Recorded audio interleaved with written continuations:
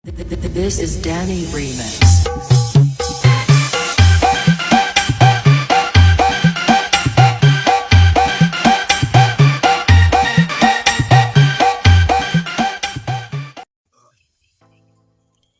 Halo Sobat Planters, kenalkan nama saya Tria Putra Jumisan.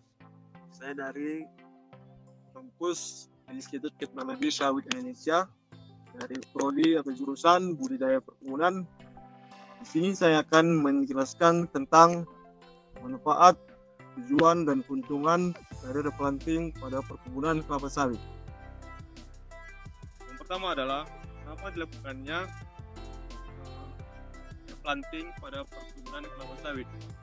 Pertama adalah untuk meningkatkan produksi pada kelapa sawit. Kedua, tanaman kelapa sawit yang sudah tua biasanya sudah mencapai usia 25-30 tahun, yang dimana sudah mengalami penurunan produktivitas. Pada fase ini, jumlah tandan buah segar atau TBS berkurang dan kualitas minyaknya yang dihasilkan juga sudah menurun. Yang kedua adalah memperbaiki mutu tanaman. Replanting memberikan kesempatan untuk mengganti tanaman kelapa sawit tua dengan bibit unggul yang memiliki sifat genetik yang lebih bagus, baik seperti tahan terhadap hama, penyakit, dan kondisi iklim tertentu. Yang ketiga adalah mendukung keberlanjutan lahan. Tujuan lain dari replanting adalah mendukung keberlanjutan lahan pertanian sawit dengan metode peremajaan yang benar. Lahan dapat terus dimanfaatkan oleh dan diproduksi terus-menerus tanpa menimbulkan degradasi lahan dan penurunan kesuburan tanah. Yang keempat adalah mengurangi biaya produksi jangka panjang. Replanting membantu mengurangi biaya operasional kebun dalam jangka panjang. Karena tanaman yang lebih muda dan lebih produksi memerlukan perawatan yang lebih efisien dibandingkan dengan tanaman yang lebih tua. Adalah manfaat replanting dan kelapa sawit. Tidak hanya berdampak pada peningkatan produksi, tapi juga memberikan berbagai manfaat lain yang lebih signifikan. Manfaat yang pertama adalah peningkatan hasil panen. Tanaman yang baru yang berasal dari bibit unggul dapat menghasilkan lebih banyak TBS per hektar dibandingkan dengan tanaman tua. Hal ini akan berdampak langsung pada peningkatan pendapatan petani dan perusahaan perkebunan kelapa sawit. Yang kedua adalah peningkatan efisiensi lahan. Dengan menggunakan bibit baru yang unggul, produktivitas per hektar lahan meningkat sehingga lahan perkebunan dapat dimanfaatkan secara lebih optimal. Petani dan perusahaan tidak perlu memperluas lahan yang baru yang berpotensi menyebabkan diferensiasi lahan.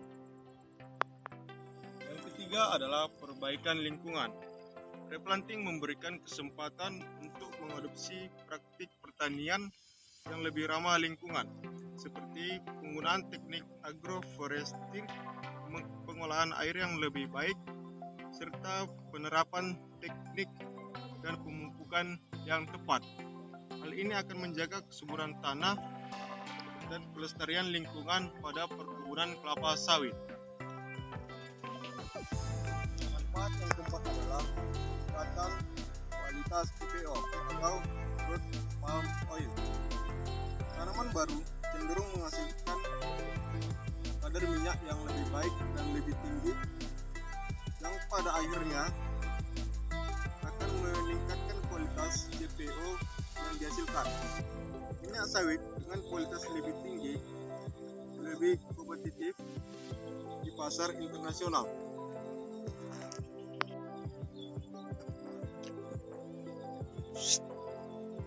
Yang ketiga adalah Keuntungan replanting pada perkebunan kelapa sawit. Selain tujuan dan manfaat yang sudah saya sebutkan, replanting juga membawa sejumlah keuntungan ekonomis dan sosial. Keuntungan yang pertama adalah keuntungan jangka panjang. Meskipun replanting memerlukan biaya investasi yang sangat besar di awal, namun akan terbayarkan dalam jangka panjang dengan produktivitas yang meningkat pada petani dan perusahaan akan mendapatkan keuntungan yang lebih besar setelah tanaman mulai berbuah. Selain itu, biaya operasional untuk perawatan tanaman muda cenderung lebih rendah dibandingkan dengan tanaman yang lebih tua yang memerlukan pemeliharaan yang lebih intensif. Keuntungan yang kedua adalah penyerapan tenaga kerja lokal. Proses replanting mulai dari persiapan lahan, penanaman bibit baru hingga perawatan awal dapat menciptakan lapangan kerja baru bagi masyarakat sekitar.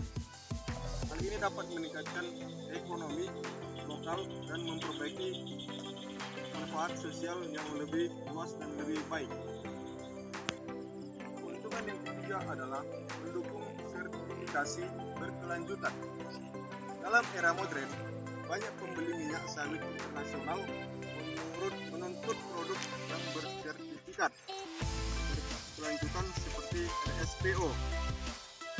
Replanting juga dilakukan dengan praktik pertanian berkelanjutan akan membantu perkebunan memenuhi standar ini dan membuka akses ke pasar internasional yang akan lebih luas. Keuntungan yang keempat adalah diversifikasi pendapatan.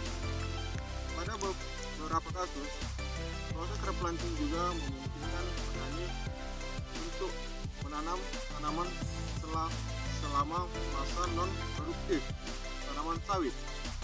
Tanaman selah seperti jagung, kacang-kacangan atau padi juga dapat memberikan pendapatan tambahan bagi petani selama menunggu pohon sawit mencapai masa produksi hingga bisa dipanen.